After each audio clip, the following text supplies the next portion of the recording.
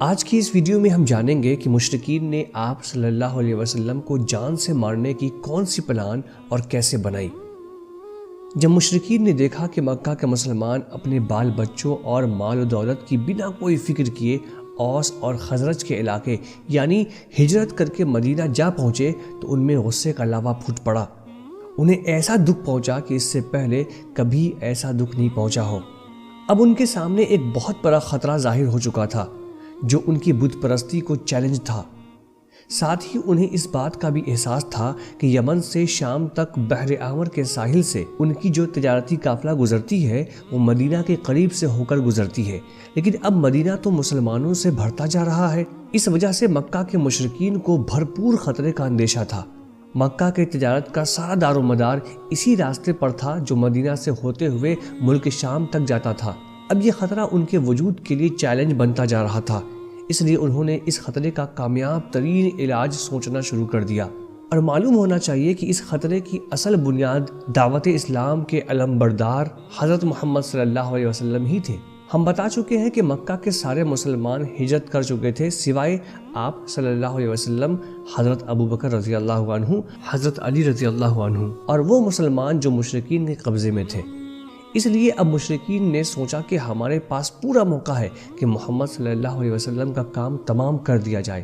اس مقصد کے لیے مکے کی پارلیمنٹ دارالندوہ میں تاریخ کا سب سے خطرناک اجتماع منعقد کیا گیا اور اس میٹنگ میں قریش کے تمام قبائل کے سرداروں نے شرکت کی۔ مقصد بس یہ تھا کہ اس مرتبہ ایک ایسی پلان بنائی جائے جس کے مطابق اسلامی دعوت کے علمبردار یعنی آپ صلی اللہ علیہ وسلم کا قصہ مکمل طور پر ختم کر دیا جائے۔ اس خطرناک میٹنگ میں قریش کے نمایاں چہرے کے نام یہ تھے: ابو جہل، جبیر بن مطعم، حارث بن عامر، شیبہ بن ربیعہ، عتبہ بن ربیعہ، ابو سفیان بن حرب، امیہ بن خلف وغیرہ۔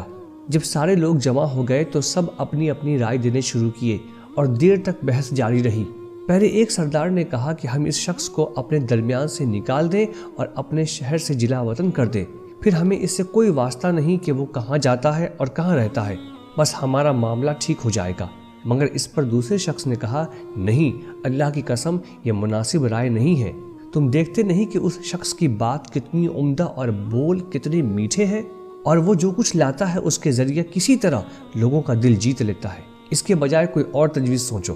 پھر کسی اور شخص نے کہا، اسے لوہے کے بیڑیوں میں جکڑ کر قید کر دو اور باہر سے دروازہ بند کر دو، پھر اس کی موت کا انتظار کرو۔ اس پر کسی نے کہا، نہیں، اللہ کی قسم یہ بھی مناسب رائے نہیں ہے۔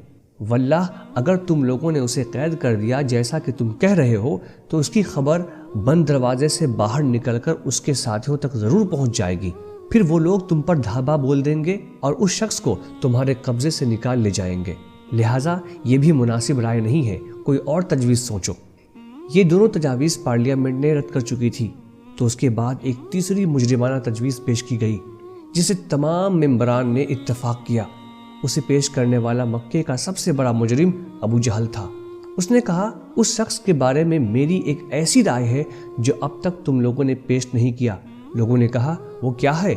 ابو جہل نے کہا، میری رائے یہ ہے کہ ہم ہر قبیلے سے ایک مضبوط جوان منتخب کریں، پھر ہر ایک کو تیز تلوار دیں، اس کے بعد سب کے سب اس شخص کا رخ کریں اور اس پر ایک ساتھ تلوار مار کر اسے قتل کر دیں۔ یوں ہمیں اس شخص سے راحت مل جائے گی اور اس طرح قتل کرنے کا نتیجہ یہ ہوگا کہ اس شخص کا قتل کا ذمہ سارے قبائل پر ہوگا اور ہم سب سے کوئی بھی بدلہ لینے کی ہمت نہیں کر سکے گا۔ اس رائے پر سارے قبیلہ سردار راضی ہو گئے۔ اب یہ رائے عمل میں کیسے آئے گا اسے اگلی ویڈیو یعنی آپ صلی اللہ علیہ وسلم کی ہجرت میں جانیں گے۔ آج کی ویڈیو میں بس اتنا ہی۔ سیرت النبی اور اسلامی تاریخ کے لیے اس چینل کو ضرور سبسکرائب کر لیں۔